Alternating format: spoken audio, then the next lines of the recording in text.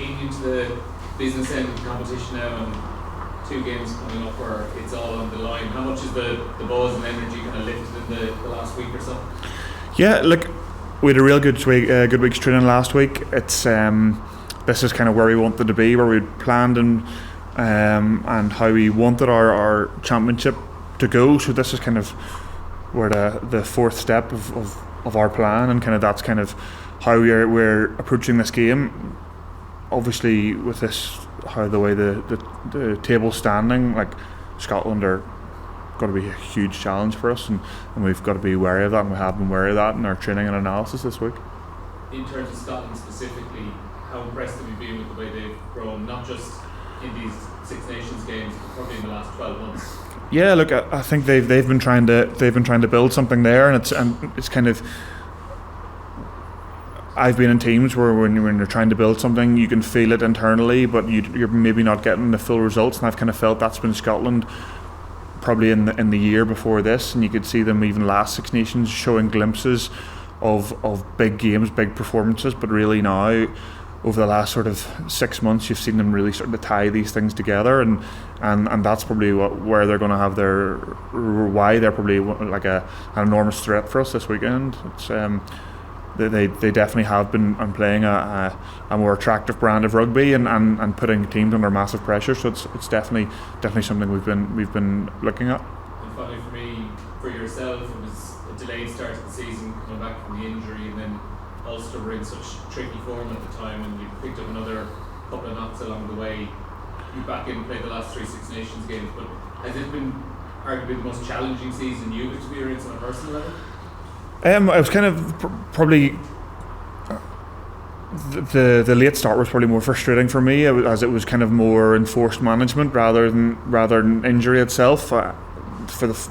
Prior to the autumn series and throughout the whole autumn series, I trained fully here, and that was kind of something that as players we put a huge amount of faith into the S&C staff to look after us, into the medical staff, into the physios and the sports scientists that analyse our data, what we need to get back to ensure we don't get injured again, that side of things. So for me it was frustrating in that sense that I felt like I just wanted to play immediately, but I know that all those guys have the players' best interest at heart, and if you take yourself out of it emotionally and realise that they want the best for us, which they do,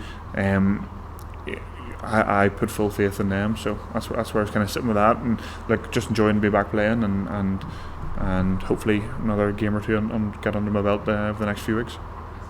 Iain, you got your first start against Italy, and hopefully this weekend will be the same. How important will that be for you? Yeah, look, again, coming back into camp the first week in Portugal, I was just delighted to be back in, looking forward to really, as the entire squad is, like this like sort of a growth mindset within the team, looking to add to whoever may be starting that weekend, and that's the way I felt. Leading into those first 2 games, like I can't complain if I'm sitting behind Cheese and Tag, like they're 2 world-class players, and for me a focus on was to prepare them as best possible. And look, unfortunately for Tag, that was the end of his tournament against France, and I was genuinely gutted for him. But obviously there lies an opportunity for someone to step in, and not only for me but for someone like Ryan Baird to come on and against Italy and make the impact that he did. It's good to see him progressing and good to see him doing well, and opportunities for him as well. So look, I'm looking forward to the other opportunities I get, be it starting or be it off the bench, and like you've heard me talking about before, and like you'll hear other guys talking about, this environment is a special place to be, and it's enjoyable to be involved in a group of people who want the team who are on the pitch at any one time to do better. Is this the most competitive team you've ever played on? In ways, yes, but in ways sometimes if you try and if you say it's the most competitive, it almost makes it sound malicious in a way, but it's incredibly competitive, but in probably a unexplainable, incredibly positive way. Like there are so many people vying for different positions, but at the same time I don't think anyone would go behind anyone's back or not try and prepare anyone who's been selected as best possible for that weekend. So yes, it's definitely up there with one of the most competitive squads I've ever been involved in. But at the same time, I feel like we're all on the same page and we're all in it together. And where you feel this weekend, it hasn't always been, I suppose, the easiest place to go for Ireland? No, look, I've had a good few tough experiences over there, be it against Scotland or be it against Edinburgh, and as have a lot of the lads, and we realise the threats that they bring, the atmosphere, the way the Scots can play at home is a huge threat for us, and I think that's something that we have to understand, but we also have to get excited about and realise that's a challenge that we're going to try and embrace, and hopefully we bring the best version of ourselves, and that'll be what we're looking to do to ensure that we can try and get the result at the weekend. Iain, what's the difference between Scotland team containing Grant Gilchrist and Johnny Gray? Sorry? What's the difference between a Scotland team that contains, say, Grant Gilchrist, who's obviously Irish, and Johnny Gray? Yeah, look, I think Grant Gilchrist looks like a big leader for them. He looks like someone who adds a lot of sort of tempo to their pack, but along with a bit of aggression as well. And you can see him, the guys, definitely in terms of line-out analysis, you can see the guys really looking to him, and he drives that. But in turn, Johnny Gray's been massive for them over the last number of years. He'll be itching to get an opportunity to show, look, I should be back in here. It's an opportunity for him to arguably play with his brother. That'll be special for those guys. All three of them are incredible players. Obviously, frustrating for Grant Gilchrist not to be able to finish out the Six Nations, but the opportunity that's going to give Johnny Gray to step up and really show, I can actually add to the Scottish team that's doing really well. I can be a part of this. I'm sure that's incredibly exciting for him, but it's definitely something we have to be wary of and ensure that we realise that he's going to be eager to prove that that's his shirt, not Grant Gilchrist. So it'll be an interesting one, but we'll just have to see how it pans out, I suppose. Iain, has being involved with the line in 2021 give you a better understanding of how Greg Townsend looks to set up the attack? Yeah, I suppose it does in some ways. If I look back, however, 2-3 years ago to how we might have attacked, it's maybe slightly different. So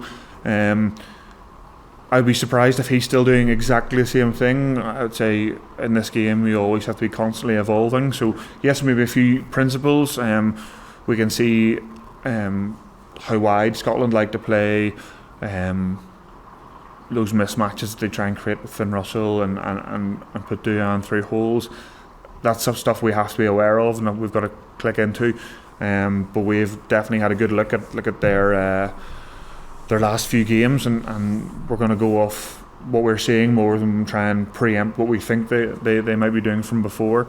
But similar to that, you do get feelings of other players and how they like to play, and it's something that we play loads of these players week in, week out, a lot of them, so we're used to playing against them, so it's kind of ensuring that we can, as I said earlier, bring the best version of ourselves that we know through our clubs can hopefully do the job. Iain, from what you have seen of Scotland, what is it they're doing differently this time around that makes them a more dangerous opponent? I feel their pack's been getting them on the front foot quite a lot. With Finn Russell in there and their centres, I feel like they're getting wide, and then when they're going as wide as they are, defences are getting slightly more fractured, and that's where you see someone who's as dangerous as Finn Russell. If he doesn't get the first thing he wants, he often finds something immediately after. We've seen clips of him getting kicks charged down, regathering and getting another perfect kick in. Stepping back inside, finding a small shoulder and throwing offloads, and they're playing with a confidence that grows them as the game goes on. I think they are playing an exciting brand of rugby. I think that'll add to the atmosphere. I think they have a back three as well, which are excited to get on the ball. They're all hunting to kind of make those line breaks to run off Finn Russell. So that's obviously something that we have to be aware of, and it's something that it's an exciting challenge for us, and it's up to us how we manage that. Yeah, is finding a plan to deal with Finn Russell part of the key to winning this I think a lot of when Finn Russell makes or manufactures those incredible moments that Scotland live off, it's often down to a fault in defence or an issue there, and he's incredibly good at exploiting that. I think that's something that we need to worry on our page about is ensuring we can iron out those faults to not give him those soft shoulders to let the offload away, put the kick in, things like that. So by really focusing on our stuff, getting our stuff completely nailed on, be it the basics of our defence, communication, kind of that sort of connection, that'll hopefully shut down a lot of those opportunities and force him to try and do stuff that he mightn't necessarily be hugely comfortable doing. Take last one. What have you guys taken from the Italy games? All the teams seem to be good going forward this season. What are you going to take into the Scotland game in terms of defence? Yeah, look, Italy posed a huge amount of threats, and we knew that going into that game. We genuinely discussed about how that was potentially going to be one of our toughest D days so far. So we knew that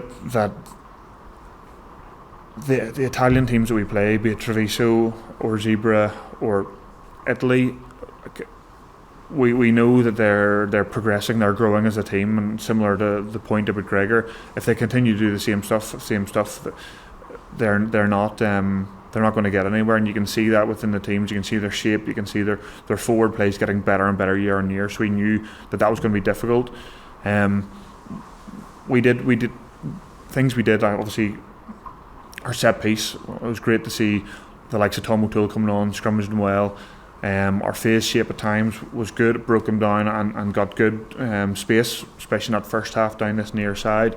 Good space there for was it Bundy and James Ryan, both of them end up making breaks down there.